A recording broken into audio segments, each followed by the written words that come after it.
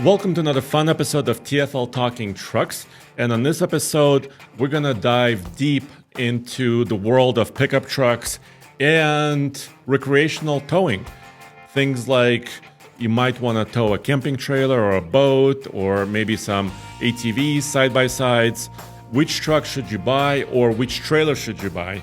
And it's not just me and or Nathan or Roman on this episode. We have a special guest. This is Stephen Robertson. And Stephen, could you please introduce yourself quickly? So my name's Stephen Robertson. I'm a mechanical engineer currently working for Discount Tire, but my background is a vehicle dynamics engineer with 21 years of experience with Toyota at the Proving Ground in Whitman, Arizona. I did vehicle development for trucks and SUVs, including trailer towing and all of the trailer towing electronic controls. Aha, and you're also a chair of the SAE International, let me get this right, Tow Vehicle Trailer Rating Committee. Yes, since 2004, I've been on the committee. We produced the SAE J2807. It's a recommended practice. That was published in 2008, and I've been the chairman of that committee since 2020. Gotcha. So we need to unpack this a little bit. And by the way, thank you for joining the podcast. I believe we met 2 years ago at the 2022 Toyota Tundra event in Texas, right? That's correct, in San Antonio at the press release. Yeah. And so you were setting up some trailers there, for all the journalists to experience the Toyota Tundra and also like the backup technology, trailer backup technologies, and also, just towing a trailer in general. So you have a wealth of experience there. And I think we'll be able to get to a lot of good information. And also, you said you're with Discount Tire right now. What are you doing, some tire testing or tire work, or can you explain that a little bit? Yeah, I'm actually a quality engineer for Discount Tire. We do have a proving ground in Pearsall, Texas now, where we do a lot of our own tire testing. It's all done with a third party doing the actual testing. We collect the data. We put it into our Treadwell system to help tire buyers select the tire that matches their need. We also do a lot of internal testing of the tools and equipment used in our stores. And so I'm kind of responsible for that. I do a lot of work with wiper blades, if you can see what's scattered on my desk now. I gotcha. So, and all of this is related to safety, right? I mean, your trailer towing experiences and, engineering and tire, they're all about safety because trucks, we're talking about different weights and sometimes very heavy weights, right? The standard, the SAE, by the way, stands for Society of Automotive Engineers, and international, it's because multiple countries are involved in this, right? Yeah. The SAE is an international committee. We do kind of try to work with other standards committees, ISO and other organizations that set standards. So we try to align as best we can. Looking to ship a car or truck? Check out UShip, the sponsor of today's episode. It's an online marketplace where shippers with extra space in their trucks or bandwidth to haul your vehicle bid for the right to pick up and deliver it wherever it needs to go. Here's how it works. Go to the UShip website or app, enter your vehicle's information where it needs to go and when you want it shipped, and then sit back and relax. Quotes from multiple shippers usually come in minutes, and there's no obligation to book a shipment. You are welcome to post your vehicle and destination for a no-risk estimate of how much you need to budget for the job. UShip's protection plan covers your vehicle in case of damages or circumstances beyond your control. UShip will ship just about anything: cars, boats, motorcycles, even horses. Check them out by clicking the link below or download the app and plan your next shipment today. I gotcha. So yeah, and the most common question, like I already said at the top of the show, is, okay, so I have a mid-sized truck. Let's say it may be, a Chevy Colorado or a Toyota Tacoma. Why do I need to worry about a bigger truck? I can just tow anything I want, right? Yeah, that's kind of the way things started when this committee was formed. Actually, was the fact that there really wasn't any sort of standard or requirement for rating your tow vehicle. I mean, one OEM may have a certain set of criteria, and another OEM may have completely different criteria. So recognizing that and kind of wanting to create a situation where OEs would essentially be comparing apples to apples and setting their tow rating. That was the goal of this committee and why it was formed. Yeah, and I remember speaking also with Mike Swears, who was a chief engineer at Tundra, and then he's still at Toyota.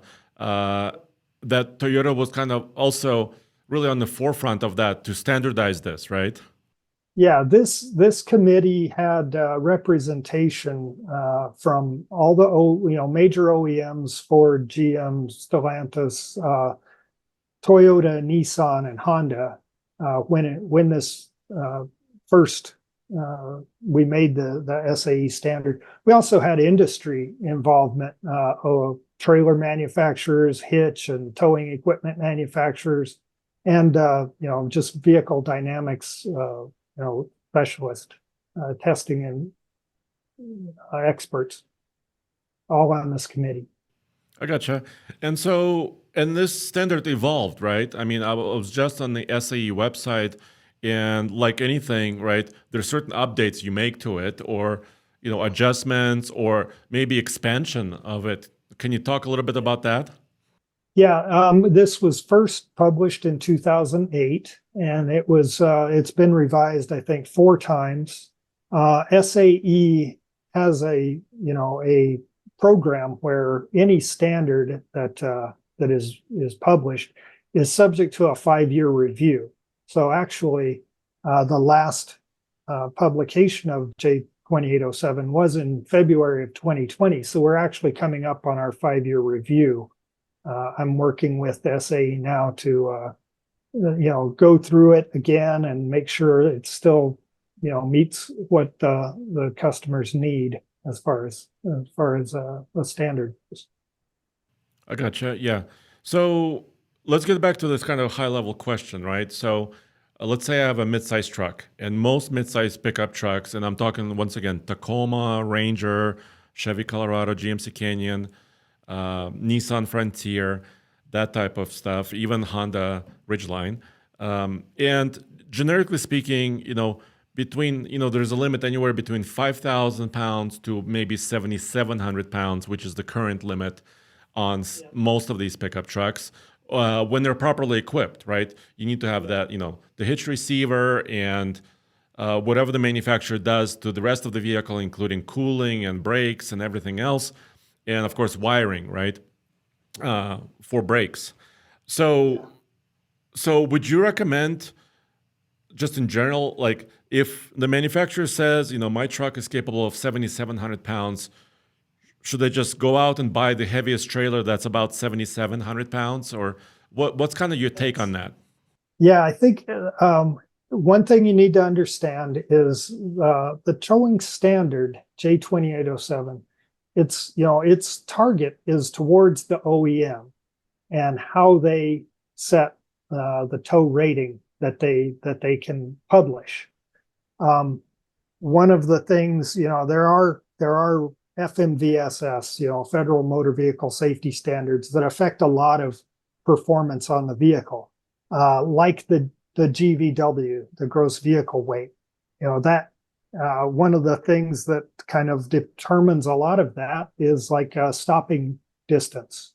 That's done at GVW. It has to pass these tests. There's other tests, FMVSS related to like tire carrying capacities. You have to pass the FMVSS for a certain load on your tire. Mm-hmm. Something like trailer weight rating, and in turn, gross combined weight rating, the tow vehicle and the trailer combined, those don't have FMVSS that specifically address that. So this is another area where you kind of have it would be up to each OEM's interpretation what they thought was, the most important performance. So by having this standard, we kind of set here's a baseline, how you're going to calculate your tow rating, possible, the maximum tow rating, and that's based on these your mass constraints of GVW and GAWR, gross axle weight rating, those things that are constrained by FMVSS. In turn, there's a calculation that we do based on the GVW and essentially the weight of the trailer that's added that could bring you up to this GCW, which is kind of a theoretical number. In the case of the GVW, we also have to consider the weight of the tongue weight on the truck and how that adds to the vehicle. So you don't ever exceed GVW or GAWR. So that's the baseline for all of it. Going beyond that, that's kind of the starting point. You go beyond that, and then there's a series of dynamic tests that you have to pass to, set your rating. Yeah, so I just wanted to, you're talking about this testing criteria, and the image behind me, if you're watching this podcast on TFL Talk channel on YouTube, we have an image of a Ram 3500 dually diesel truck, the Cummins diesel. And about almost 5 years ago, our team went out to Chelsea Proving Grounds in Michigan. And actually, we spent some time with the Ram team, and they kind of showed us how they are complying with the SAE testing procedures. And it was pretty eye-opening. So obviously, we can touch on that, but we're not going to describe all of it, right? I mean, there's a lot going on. There's acceleration testing. There's uphill acceleration testing, downhill testing, parking brake holding. There's the types of trailers you're using, braking tests, handling tests, where you drive in a circle, right, and making sure. And yes, sway control or sway damping, like you said. So the truck. Oh, and then finally, also kind of, I'm not sure what you called it, but I call it the hot temperature test, right? Basically making sure that when you're pulling a trailer in Arizona, let's say, on the hottest day, that your vehicle actually doesn't overheat. Yeah, there's a few things like we do the gradability test. We defined it based on something that's very popular among OEMs currently, and that's the Davis Dam route over here in Phoenix. It's a hill climb. We did set a criteria of, I think, a minimum 100 degrees ambient temperature. None of the tests were super extreme. It's not even like we didn't address high altitude. Like I know you commonly use Eisenhower Pass. Yes. We recognize that we're really not trying to test for the extreme. We're trying to test for the situations that most represent a good level of towing capability. And also hoping that everybody follows the same procedures, right? Yeah, and that was, again, like I said, the target for this is the OEM, and they're setting this standard and developing their tow rating based on this standard. So when the customer reads, in the owner's manual, it's a 6,000 pound tow rating. We know that there's going to be variability. It depends on the type of trailer you have, and it may be up and down from there, and not everyone's very especially careful about weighing things.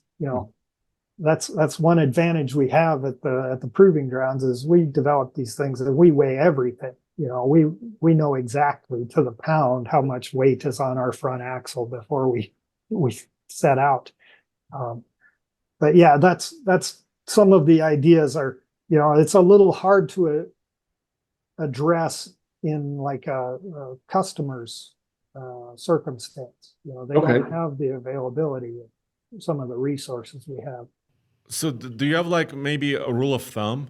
Like if we go over like the mid-size segment, then kind of half ton full size, and then also heavy duty segment, 250, 350. What would be like your rule of thumb, simplified for people who don't want to read, 130 pages of documents?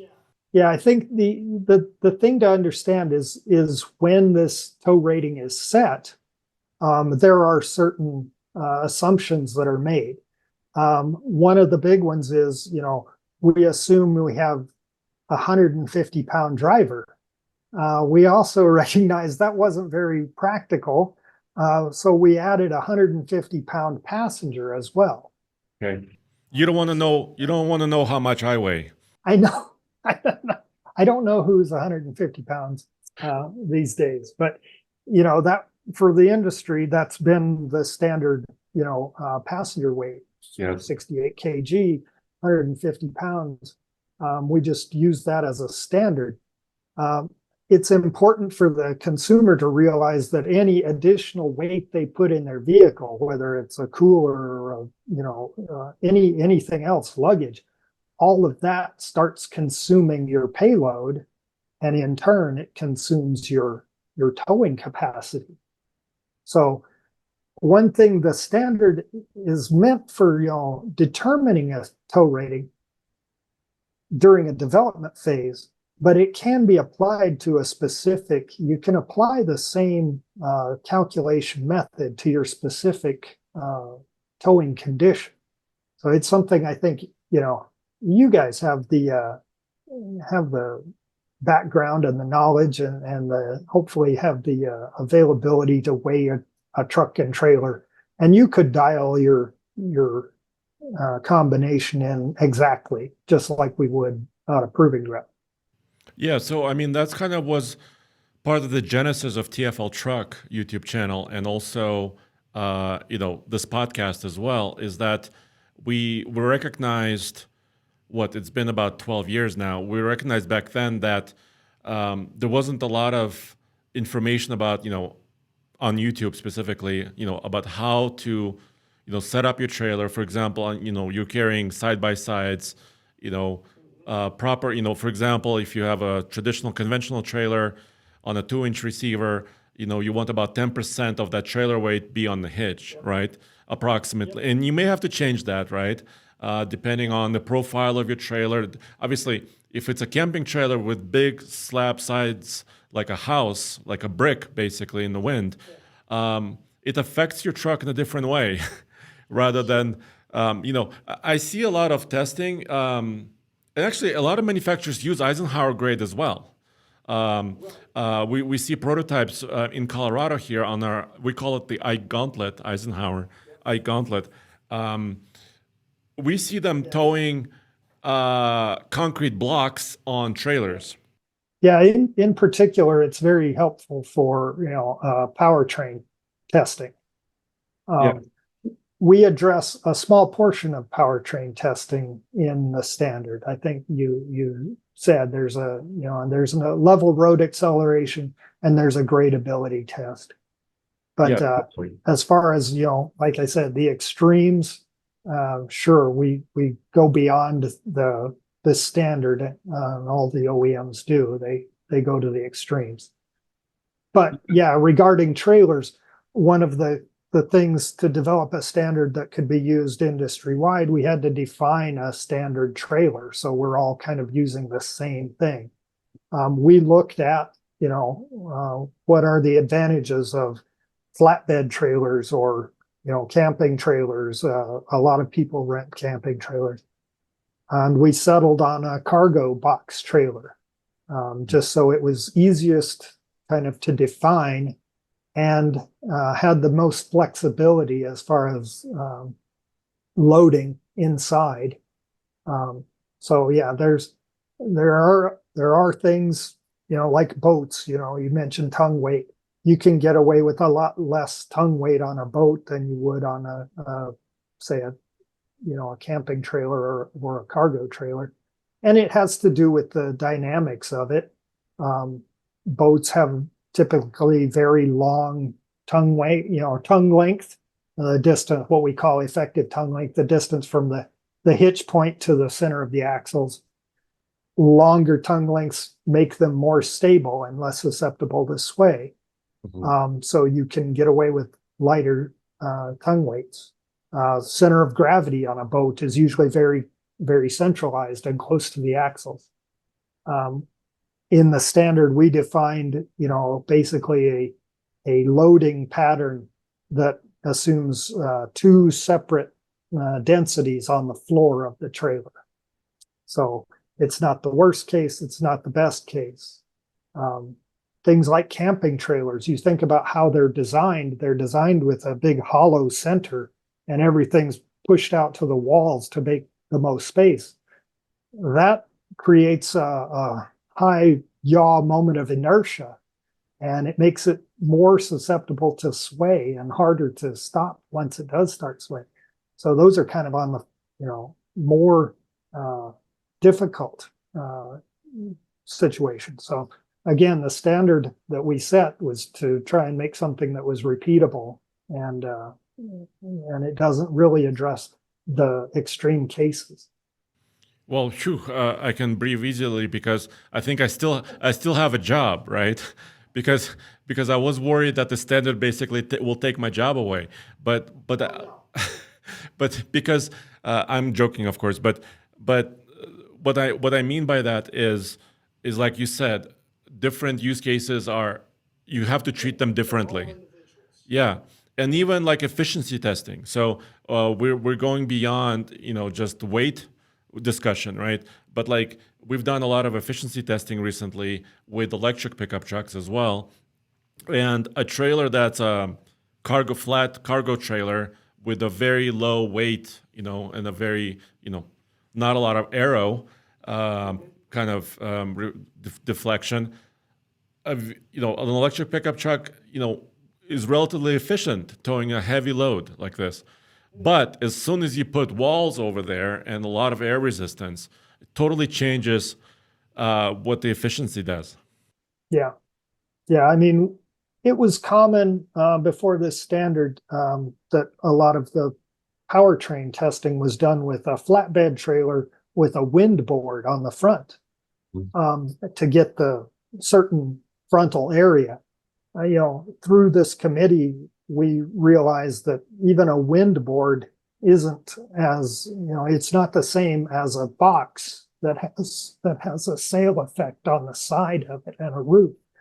So again, we to try and standardize things, we went with a cargo trailer, and we even say no V, the V fronts are most popular now, but we've said flat front, 6-inch radius corners, things like that. Everything to try to define it as best we could. Yeah, but I also see a lot of like heavy duty trucks testing with just concrete blocks on a flat trailer. Is there like a different, and we're talking about gooseneck trailers now, which are way heavier. Is that also in the standard as well? At the heaviest trailer that we specify for the standard, it is a flatbed. Yeah, because there just aren't big cargo trailers like that for goosenecks. Typically, that would be the case. You get to more of a fifth wheel camper as to have something that size. So yeah, and actually the smallest trailer that we define in the standard is also a flatbed, where it's just 1,000-pound trailer. Mm-hmm. And that could be applicable to many crossovers, SUVs, right? Just all kinds of vehicles. Yeah, but the very next step up to like a 2,500-pound single axle trailer, it becomes a box trailer, so a small box. Yeah. So for example, we use tools like, well, I use a truck stop scale, right? So that's one of the tools that we use at TFL Truck to kind of define, and because a truck stop scale usually have 3 sections. So the front axle, drive axle, which is the rear axle, and then also the trailer axles. So they kind of separate your weight into three segments as you're driving onto this large scale at the truck stop. So that helps a little bit more to not just get your total weight, right, but also distribution of the weight. We also use, we started recently using WaySafe hitches. They have a little scale inside of the hitch. So that's, I believe that's accuracy to within about either 50 or 100 pounds. I believe it's 50 pounds. So, I mean, so it gives you kind of another idea, a really good idea about your distribution of weight for either the hitch or even the gooseneck ball. So those are kind of some of the tools we use. And then, of course, staying within every limit. Like you mentioned, the Gower, like the GAWR, right? Because you may be within your gross combined weight rating, but maybe you misalign something and you have too much weight in the bed, right? Or the trailer is too heavy. Yeah, there are, like I said, the three main constraints that we look at in the standard is the GCWR combined, the GVWR of the tow vehicle, and the GAWR, and typically, the rear GAWR. Those are the constraints. So the way you calculate your tow rating, you have to calculate it based on each of those three constraints, and then you select the one that gives you the least tow rating, trailer weight rating. That's you run out of whichever one of those constraints first. That's where you stop, and that's kind of your maximum possible trailer weight rating. Mm-hmm. Yeah, that makes sense. Yeah. Yeah, you think about how, of course, in the case of GCW, you trade a pound for a pound in truck and trailer. Every pound I put in the truck is one less pound I can put in the trailer, and it goes back and forth. You think of how the trailer affects GVWR with the tongue weight. Now it's like, because it's 10% tongue weight, every pound I put on the tongue is like 10 pounds in the trailer. Mm-hmm. So, I could maybe I run out of GVW earlier because of that. And then in the last case, the rear axle, you think of, I've got this hitch and it's applying on the back of my truck at some distance, and that's like a lever arm. So you work out between the wheelbase and the lever arm, and it effectively, every pound you put on the hitch acts like a pound and a half roughly on your rear axle. So when you're calculating it that way, you may run out of rear axle weight rating first, which is typically the case for a lot of SUVs, because they usually have a short, a more weight over the rear axle to begin with because of the body. Yeah, I gotcha. So do you personally own a pickup truck or an SUV right now, and do you like tow kind of in your life? I don't currently, but I have in the past done a lot of towing. I towed race cars, towed camp trailers, towed cargo trailers. Yeah, so a lot of experience with it. And I'll tell you, setting up a trailer and truck correctly, it makes a big difference. And just the way you get the performance that the OEM intended. We set these things up so we can get as much performance as we can, with the trailer compared to without the trailer. So let me give you a couple examples of what I've been doing, and maybe you could say, if I'm on the right track. So, for example, I use the Chevy Colorado example because I own one. So I currently have one. It's a Trail Boss, which is kind of an off-roady version, 4x4. And in the owner's manual, it says 7,700 pounds is my tow rating, right? So my use case is my wife and I own a ski boat, which is a 22-foot inboard boat. And the trailer and the boat And gosh, we have a lot of skis and boards in there. We usually bring a lot of accessories with us. It weighs about 6,000 pounds, the trailer with the boat. And I've been towing it around, here in the Colorado area, Denver area, for the last couple of years, and I feel pretty good about it. So let me explain. So the truck has about 1,500 pounds of payload. The one I bought, it's in a sticker, right? Thank goodness for the stickers, right?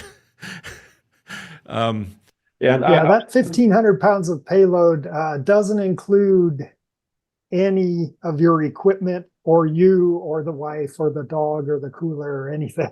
Right. So you start consuming it right away. Right, absolutely. And like I said, I'm a pretty big dude also. And I feel okay, right? So a 6,000 pound trailer, I have a son and a daughter. So there's four of us, plus a lot of our camping stuff in the truck. So we are probably hitting our payload max, but we may not be hitting, our axle maximum or combined maximum. So I haven't weighed every time we go camping because, my wife would be very angry if I keep going to the truck stop every time. But I feel pretty good. And how do I know I'm good? So I've driven lots of trucks and trailers over the years, and I can kind of tell. So if you squatting the truck too much, you're kind of running out of the suspension and also the design. So you start to get a little bit of a wiggle once in a while if your truck is squatting too badly. Squatting too much is also a problem because your headlamps are pointing into the sky. There are other problems. And of course, tires. We haven't discussed tires yet very much. That's also a very important point. But am I on the right track, or do you think I need a bigger truck? I mean, in this use case. You may not want to do it every time, but it would definitely be worth going to the scales one time with it all loaded up, ready to go. And, it might be eye-opening to you as to, where you actually are. Look at that placard in the door jamb and see what those limitations are for GCW and rear GAWR. And, then you would know where you are exactly. And I would, that's the advice I'd give anybody that's towing is, you think you know how much stuff you're putting in, but you really don't until you weigh it. I'm smiling because I believe you're speaking with experience. And after weighing a lot of our test trucks, it usually surprises me. I'm like, wait a minute, I used 4 chains to tie this down, but I didn't think chains weighed that much. But they actually do. Your tie downs weigh something, and your turnbuckles or whatever. And I'm always surprised. You're absolutely right. I would imagine that the tow rating that you're quoted also assumes, like I said, it assumes a standard trailer, which at 7,000 pounds would probably include weight distributing hitch. Mm-hmm. So getting some of that load off of your rear axle back onto your front axle, shifting some of it back onto a trailer axle with a weight distributing hitch. Those things, like if you're towing a boat, you're not having a weight distributing hitch. We probably have surge brakes on that boat. Actually, I used to, and not anymore. I converted it to electric. So, yeah. That's good. If you don't put it in the water a lot, you can usually get away with it. I usually electric over hydraulics usually a good way to go. Yeah, I usually disconnect the plug when I'm about to launch the boat, on the launch ramp, and I have to, make a note, sticky note or something, or a reminder for that. Hey, podcast listeners and TFL Talk viewers, I wanted to take a minute to talk to you about a quick and simple way to sell your car or truck with the help of our new partner, HighRoad. With HighRoad's online portal, you enter your vehicle's VIN number or plate, mileage, and zip code, And you'll get competing offers from several qualified dealers in your area within seconds. You pick the best deal offered and follow through with the dealer to sell your vehicle. No more managing scammy emails from buyers on Craigslist or Facebook Marketplace. No more time wasted on no-show buyers. No bait and switch with a "will you take a check" excuse from sketchy buyers. Now keep in mind, these offers will be for trade-in values of your vehicle. If you want to go through the hassle of getting more for your vehicle, that's up to you. But if you want to sell your vehicle hassle-free and fast, go to tfltruck.com and click Sell Your Truck in the navigation menu. Or click on the High Road ad at the bottom of the website if you're on mobile, or click on the column if you're on a desktop. High Road makes it easy, and we like easy. Yeah, you mentioned like the front axle, you can unless you have weight distributing hitches and bumper mounted, or a conventional trailer hitch with a weight distributing hitch, there's no other way to regain that front axle load. That was actually one of the things I was kind of proud of in this standard, was I kind of coined the term front axle load restoration. Because we were talking about, why do you want to use, weight distributing hitch? It's not really the attitude or load leveling. That really isn't the main concern. The main concern is regaining that front axle load. So you have similar steering characteristics, similar braking characteristics. The headlights are an additional thing, but it's the steering and braking that we're mainly concerned about. Because if you're unloading the front, I mean, the tire patch is smaller, right? All of a sudden, and like you said, steering, handling maneuvers. Yeah. Yeah. So that's, and most of your braking is done with the front wheels. So you're getting the light on the front wheels. It makes it harder to stop. so your guess is that if I do have all my gear and my family in the truck with the boat, that if I do go to a scale, I might be surprised that I'm pushing one or two limits we discussed. And especially with 4 people in the vehicle, I'm guessing you're very close to GVW. yes. So, and that means I need the bigger truck. And If you want to continue to tow that trailer. See, that's one thing about the standard, is it kind of sets, a baseline, and with a boat, it's inherently more stable. So you won't have the sway issue that you might have with a box trailer or a camper. So you may feel like you're in good shape, but all the performances that are defined in the standard, there's the GCW. That's a number that the OEM has the flexibility to reduce if they choose. There may be some aspect of performance that they need to preserve. Maybe it's, rear end overheating, or, some other performance that's really not addressed in the standard, or maybe the performance is marginal at, if you just meet the standard, and the OE wants to have a little more, a little more performance. So you don't really know what that limiting performance is. It could be something that, I know you're towing at high altitude, so maybe it's not a power issue, but it could be some other, braking or handling or chassis strength or something like that. The reason that it's set at 7,000. yeah, and I don't really run into a power concern, going on my trip for camping, for example, with the boat. I do have a turbocharged engine, but that also brings me to what's happening in for example, the full-size segment of pickups and heavy-duty pickups and also electric pickups. These vehicles are becoming so powerful. And even talking about, for example, like a Ford Power Stroke diesel, or even a Toyota hybrid system, the turbocharged electrified hybrid.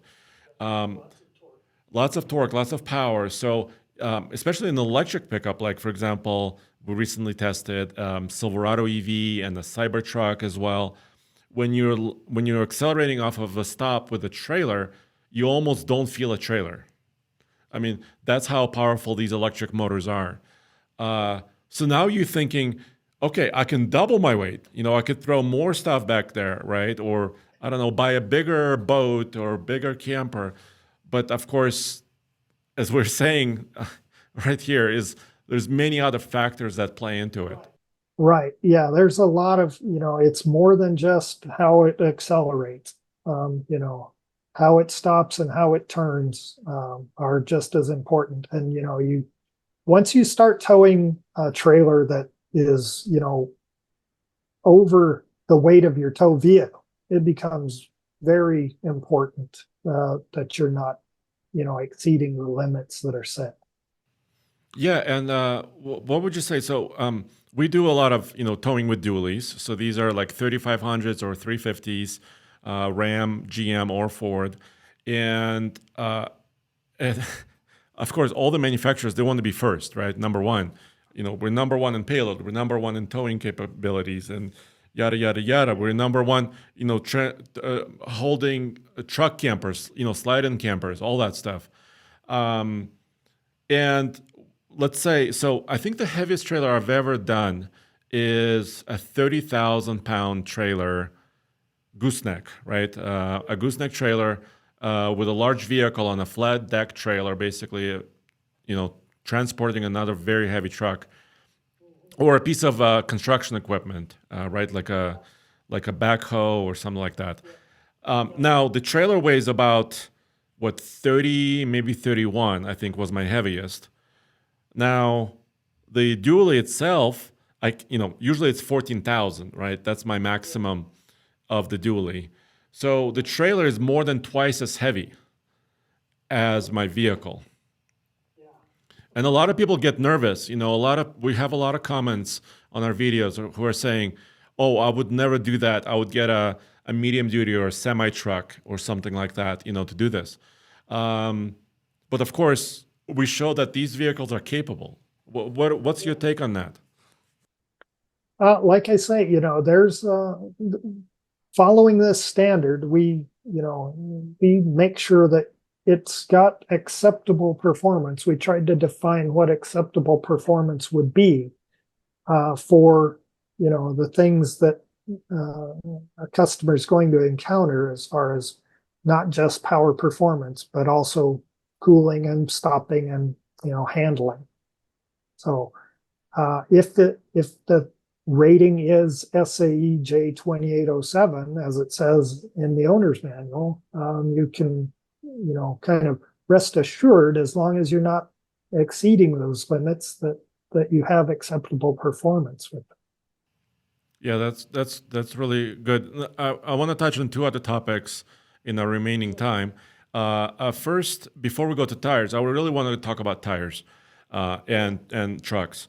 But before we do that, buying a used truck, and specifically, I know, let's say you're in the market right now and your budget is not allowing you to buy a brand new pickup, but you're buying a used vehicle. Let's say it's 10 years old, I don't know, maybe 8 or 12 years old, and you found a great one. I'm going to pick on Ram here for a second. I gave them props, with the dually, but I'm going to pick on them. It's not super easy to, it may have a payload sticker, right? I don't know exactly when the payload sticker in the driver door jamb was standardized, but it's probably within the 12 years. Yeah. Payload is kind of I don't know, it's kind of an advertising number. Again, it's not regulated by anything, but GVW and GAWR are regulated. They are on the certification label. So given those numbers, to get how much possible trailer capacity you would have, you could calculate it using the SAE standard. You could calculate it in section 5. Or you could get a truck. Or you could weigh the Yeah, truck you bought. that's the other thing. You kind of have to know where you're starting from. And if you're gonna weigh the truck in the configuration you expect to tow with. If you expect to have multiple people, get the multiple people in there. If you expect to have a cooler, and get the cooler in there and then weigh the truck. If you're gonna have the hitch, include the hitch and the weight distributing bars. When we do that at the proving ground, all that weight goes into the vehicle in the proper position. So I have the hitch hanging off the rear end of the truck before I weigh it, or as I weigh it. Mhm. And I have the passengers or ballast or equipment, test equipment. It's in the truck when I weigh it. And then I calculate, this is my starting point. This is, my limitations for GVW and GAWR, and the calculations will tell you what your maximum trailer could be. Again, that doesn't include, maybe there's some limitation beyond that we're not aware of. So you're basically saying, and I've noticed this too with some vehicles, that the white and yellow sticker. So the VIN plate usually has the gross vehicle weight number and the gross axle weight number, and that's silver, usually silver, with black letters. The white and yellow sticker is usually the payload sticker that shows, also the tire pressures, right, and also the payload rating. That is not always, well, you said it's kind of a marketing thing, but it's not always correct, based on. The certification label covers, it has the tire size and it has the inflation on it as well, because that's, again, covered by the FMVSS that you have to pass. The payload sticker that's affixed usually afterward, that's adjusted because of things like, additional equipment that's added on. You add the big stereo or the sunroof, it may not be included in that original calculation that they made for the tow rating in the owner's manual. There's some details in there about 33% options included in the truck when we do the calculation for the owner's manual. We use what we call the EPA weight rating. So it includes the options that penetrate 33% of the market, which, of course, that's a prediction before the truck's ever released. So, there may be some adjustment. Yeah. Yeah. And the reason why I said I want to pick on Ram a little bit is because, like, once again, buying a used vehicle, a lot of pickup trucks and some SUVs, full-size SUVs, they have different axle ratios, right? And it's often not easy, for example, on a Ram pickup truck, to find that truth, right? Which axle was it built with? Is it, efficiency axle, or is it a little bit more of a towing associated axle? And that actually varies, that number.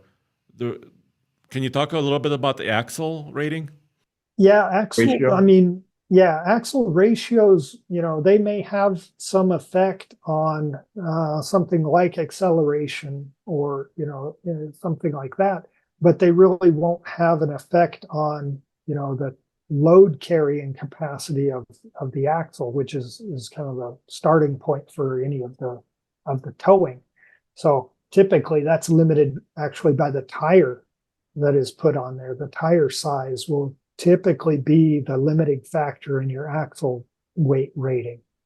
So axle ratio itself doesn't really change your tow rating. Well, sometimes it does, as far as, looking at the owner's manual. Like, like I said, they can always adjust it down, but based on the calculations for weight constraints, axle ratio won't affect that. Yeah, that makes sense. So it's not quite easy to find. Like, sometimes we get an email, I just bought a blah blah blah, 2015 Ram or a Chevy. How much can I tow? Well, that's a complicated question, right? Because without seeing the truck, like you said, without weighing it and without knowing a lot, about it, that's a very hard question. Yeah. Yeah. And that's, again, without this standard, we'd all be, we'd all be guessing, So hopefully since 2008 or, whenever it was adopted by some OEMs, some earlier than others, if it's, quoted as a SAE J2807 standard tow rating, then it's all based on the same information. So now tires. Tires. So you're working with tires a little bit more now. There's a trend. Pickup trucks must have bigger tires, right? So there's different packages. I mentioned my Chevy Colorado. It has a 32-inch tire, approximately. We have now pickups with 37s from the factory. I'm looking at the Raptor, for example, F-150 Raptor, and some other vehicles like the Bronco Raptor. That affects everything, right? I mean, load carrying. Can you talk about tire ratings a little bit? Well, I mean, beyond the all the tires have the load index on the size. It follows the size. Like 115 or 110 or 12. That load index, you can look that up on a load index table, and it will tell you what the load carrying capacity of the tire is. In general, it's the air that carries the weight. It's not the tire carcass or anything. So, having more air is typically, it's able to carry more weight. That's why some tires, smaller sizes, they may have, extended load, XL, and they may be able to run at a higher inflation pressure. So again, understand what you have, what your capacity is based on the tires that you have. If you air them down, of course, then you're changing their load carrying capacity drastically. Yeah, that's And very there are tables that can, that you can find to tell you what the weight capacity is at lower inflation pressures. So I've experienced this recently. I had a SUV and we were towing a trailer. It had a 22-inch wheel with a low-profile tire, right? And thankfully, most new vehicles, especially the more expensive ones, they have tire pressure monitors and also the displays, right, where you can actually read it easily inside the gauges. So thank goodness, most of these vehicles now have this, or all of them have it now. And so that's pretty easy. But I put a trailer on this SUV, and I saw the tire squish. And I'm like, wait a minute, it squished more than I expected it to be. So, checking the tire pressure, well, the tire was set up, for a vehicle with, maybe no load or maybe, one or two people. But now I have to air up my tires, right? like you said. Yeah, I mean, again, you check that placard, the certification sticker. If someone has changed the tire and wheel size, now you have to kind of look elsewhere, look for a load index table and confirm, what pressure is needed and make sure that you're not overinflating the tire what it was designed to carry. The tire itself will have, molded into the sidewall what the maximum load and inflation are, so it's good to run them near that, at that inflation, and you can carry the load that's stated on it. I've been wondering this. I want to ask you this question because I've been following, tire ratings because I have to, right, for our testing. And you mentioned, the tire size usually whatever, 275/50 R18. I'm just making up something. And then there's a couple, like a number after it, right? So like you said, maybe 115 or 120. That's the load index. And there's also the weight. Yeah, and then after that will be the speed rating. Yeah, the speed rating. And then also, like you said, there may be, or does every tire have the numerical pound or kilograms at maximum pressure? Yeah, yeah, Okay. that's molded on there, and a lot of some of the ones that will have like you might find on a dually size will have a single and a dual configuration load Okay. as well. And now that number, for example, looking at pickup trucks, bigger ones, that number, let's say it's 4,000 pounds, okay, on a tire, which is common on a heavy duty pickup or a bigger pickup. If you multiply it by 4, let's say you have 4 tires, you have 16,000 pounds, 4 times 4, of tire capability. So, but my vehicle is not capable of that. My vehicle may be only 10,000 gross vehicle weight rating. So why is that? Or how much, if you're changing tires, let's say you want to buy a new set of tires or a different size of tire, what is that, that gap, or what is that factor, of weight? Hmm. Do you see my question? I think so. Yeah, I know. I know at Discount Tire, we're very careful to not violate the placard rating.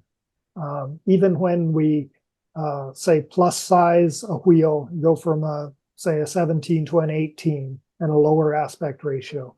We make sure that the tires are still capable of holding the same weight, carrying the same weight. Mm-hmm. So yeah, it's a similar situation. Yeah, I see what you're saying. Well, you can definitely get more capacity with a lot, Well, is it because, like, if you're, higher let's say, load. you're off road, right, and then you climb this boulder, and most of your weight is maybe on one tire? I mean, is there something going on there, right? That the tire needs to be more capable than the quarter of the weight, right? I don't know. That seems like a pretty specific condition. Okay. But no, I mean, if you look at placards, you'll see that, like, if you add the front gross axle weight rating and the rear gross axle weight rating together, that number will be more than the GVW. Yes. Because it's very rare that you would try and max out both at the same time. And you shouldn't. You shouldn't, because you would max out the vehicle first. You would run out of. So there may be more capacity, like on a dually, you may actually have more tire capacity than what your truck is able to carry, by itself. Gotcha. Yeah. So it is very important to check. A lot of people, go off road in their truck and they're aired down, maybe 5 or 10 psi, maybe not much. And then they're going home and maybe they're hooking up to a trailer and they don't have a compressor.